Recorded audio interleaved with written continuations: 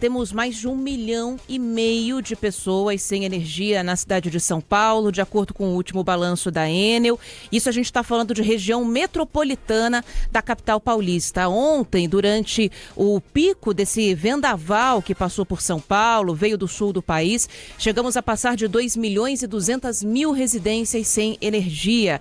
Corpo de Bombeiros falando em mais de 1.000 chamados para resolver árvores que caíram inteira, caíram pela metade, de grandes galhos que fecharam avenidas e que causaram estragos, derrubando postes, árvores e a fiação elétrica. E claro que São Paulo amanhece no dia seguinte a essa ventania toda, muito diferente, com serviços que são afetados, com o transporte público que agora funciona normalmente, mas passageiros que ontem passaram por um sufoco imenso para voltar para casa, porque o trânsito ficou pior do que a média, o transporte sobre trilhos acabou afetado também. Temos problemas ainda nos aeroportos, que a reportagem da Rádio Bandeirantes vai atualizar para a gente daqui a pouquinho, mas primeiro a gente vai conversar com o repórter Luiz Felipe Nunes, que tem um panorama aqui da cidade de São Paulo, e vai falar também sobre como a saúde aqui na cidade está sendo afetada nessa manhã de quinta-feira. Bom dia, Luiz.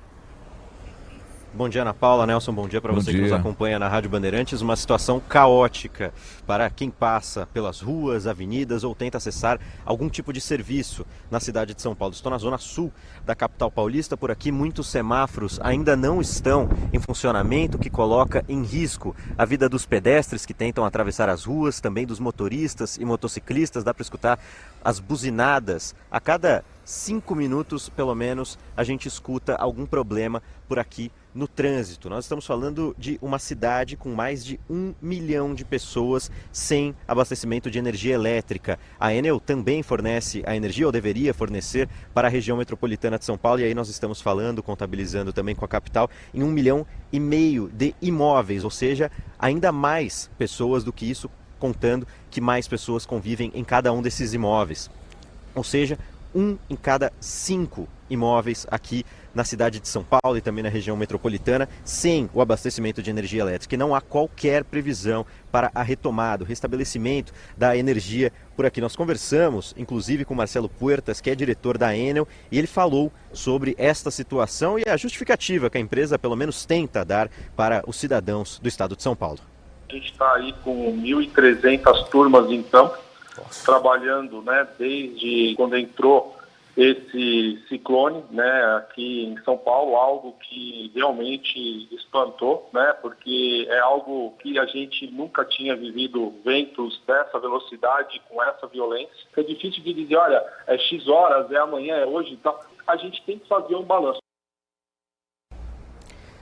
Com isso, com a falta de energia, com essas mais de 1.000 árvores que caíram em São Paulo, a Sabesp informa que existe uma falha no abastecimento em diversas regiões da capital paulista. Ainda buscamos uma atualização deste número depois dos trabalhos para tentar retirar as árvores e o restabelecimento parcial e gradativo da energia elétrica. Pelo menos 4 pessoas ficaram feridas e precisaram de atendimento médico. Inclusive, o serviço dos hospitais está comprometido também na cidade de São Paulo. Estou em frente ao Hospital São Paulo, na zona sul da capital, um hospital que tem diversos edifícios que ficam em um quadrilátero de ruas. Inclusive aqui venta muito neste momento. Ontem acompanhamos também a situação, muitas pessoas na fila, passaram horas buscando atendimento, são pessoas que vêm de outras cidades, inclusive, não só do estado de São Paulo, mas de outras regiões para buscar um atendimento especializado. Muitas delas saíram sem conseguir este atendimento, porque pela falta de energia, o gerador não conseguiu aguentar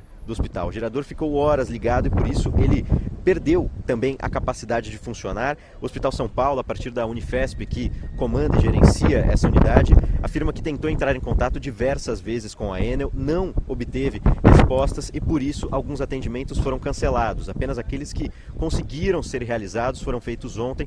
Hoje o hospital abre às 7 da manhã, portanto abriu às 6 minutos. Eu começo a ver as pessoas entrando nessa unidade. Agora já existe o abastecimento de energia elétrica, ele voltou perto das 2 horas da manhã, mas muitas pessoas que tentaram entrar ontem não conseguiram atendimento e voltam hoje. É o caso da Kátia, que conversou comigo um pouco antes da abertura do hospital. Ela ainda aguarda para fazer a entrada por aqui. Vamos escutar também o relato dela. A senhora veio ontem, não conseguiu atendimento, como é que foi? É, porque ontem estava sem força, né? Então a gente chegou aqui no balcão e mandou a gente ir lá pro fundo, né? Aí lá no fundo as moças estavam orientando a gente para pegar a fila para remarcar. Aí como o meu médico, o doutor Stefano, manda pelo celular, ela falou que eu teria que aguardar que ele ia mandar pelo celular de novo remarcado. Tô no aguardo. Hoje estou esperando que eu vou passar no oncologista lá no 10º andar. E falaram se está com luz, como é que tá a situação? Não, até agora ninguém falou nada. Só de 7 horas, que hora que o menino chega. Ou seja, ela conseguiu entrar, mas veio aqui sem saber se seria atendida ou não, agora vai entrando no hospital. E não é só essa unidade que está passando por essa dificuldade. Numa rua próxima, ao lado, fica o GRAAC, uma instituição que atende crianças com câncer. E por lá a situação também está complicada, ainda segue com problemas. Eu estava, inclusive, em um bar, em um restaurante, perguntando para clientes como estava a situação. A Márcia chegou até mim, perguntou se eu era repórter, eu disse que sim. E ela falou que precisava relatar a situação, que a gente vai escutar agora na voz dela. Então, os pacientes chegaram a ser sedados. A gente teve um caso que a paciente estava sedada dentro da ressonância e na hora que a paciente estava sedada, aí caiu energia. Então, nós tiramos a paciente de dentro da máquina e aguardamos ver se voltava a energia. Aí voltou a energia, a gente voltou com o paciente para a máquina de novo, caiu a energia de novo. Aí a anestesista reverteu a anestesia, né, para a paciente acordar e ela foi dispensada e remarcada. E a gente teve outros casos que a gente chegou a funcionar o acesso da criança, né, furar, e eles ficaram ali aguardando para realizar o exame, mas não foi possível. Por quê? Só pela manhã caiu a energia 3 vezes. E o gerador do hospital não comporta os aparelhos, né? Que é a ressonância, a tomografia, puxa muita energia. Nelson e Ana Paula, volto com vocês aos estúdios da Rádio Bandeirantes. Obrigado, Luiz. Bandeirantes 79. Bom, e estão circulando imagens, inclusive a própria Prefeitura de São Paulo fez um monitoramento com drones dos pátios, onde a Enel guarda as viaturas que são usadas na manutenção aqui na cidade de São Paulo.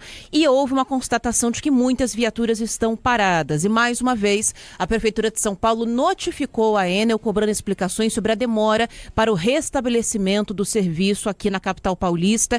Em uma agenda pública ontem à noite, o prefeito Ricardo Nunes falou sobre o tamanho do problema que a cidade de São Paulo está enfrentando nesses últimos dias.